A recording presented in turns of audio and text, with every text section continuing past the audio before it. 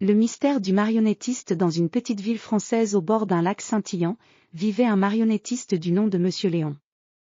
Son atelier était un endroit magique, rempli de poupées en bois et de décors colorés.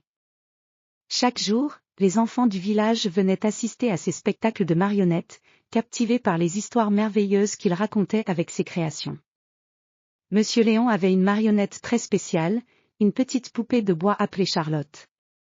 Charlotte était unique en son genre, elle avait des yeux brillants, des cheveux en soie, et une robe ornée de délicates broderies.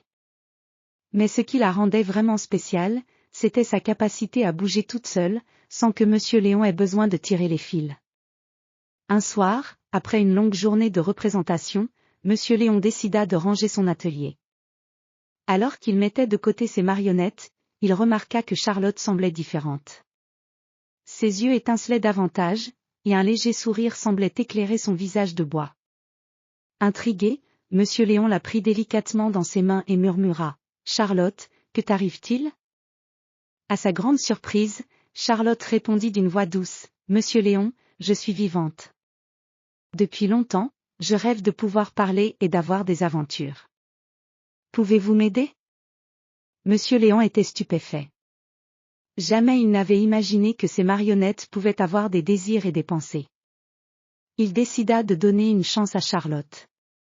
Il la plaça sur une petite table et lui demanda : « Que veux-tu faire, Charlotte » Charlotte expliqua qu'elle rêvait de découvrir le monde au-delà du village, de voir des endroits que seules les marionnettes pouvaient imaginer.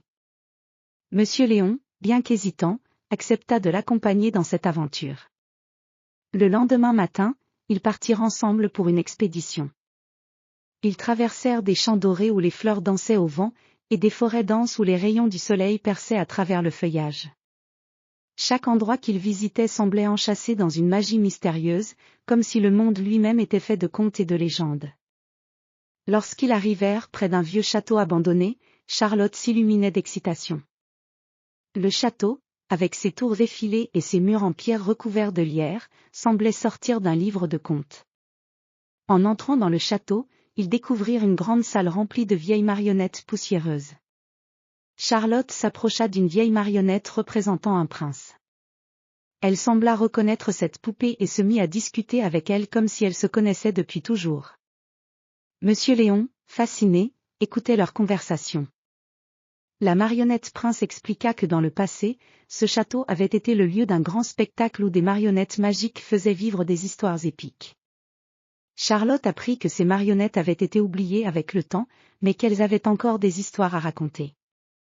Elle demanda à Monsieur Léon s'il pouvait les ramener à la vie pour une dernière performance. Monsieur Léon, ému par le souhait de Charlotte, accepta avec enthousiasme. Le soir venu, ils organisèrent un spectacle au château. Les marionnettes anciennes prenaient vie une fois de plus, dansant et jouant des scènes magnifiques devant un public de créatures de la forêt et de voyageurs égarés. Le spectacle était magique, plein de couleurs et de musique. Lorsque la dernière note de musique s'éteignit et que les rideaux se fermèrent, Monsieur Léon et Charlotte furent comblés. Ils avaient réussi à réaliser le rêve de Charlotte et à donner une dernière chance aux vieilles marionnettes d'émerveiller le monde. De retour dans leur village, Monsieur Léon continua de présenter ses spectacles de marionnettes, mais il n'oublia jamais l'aventure qu'il avait vécue avec Charlotte. La petite poupée de bois était maintenant un symbole de l'imagination et de la magie qui se cache dans les endroits les plus inattendus. Et ainsi, le mystère du marionnettiste et de sa marionnette vivante resta gravé dans les mémoires, un conte merveilleux à raconter pour les générations futures.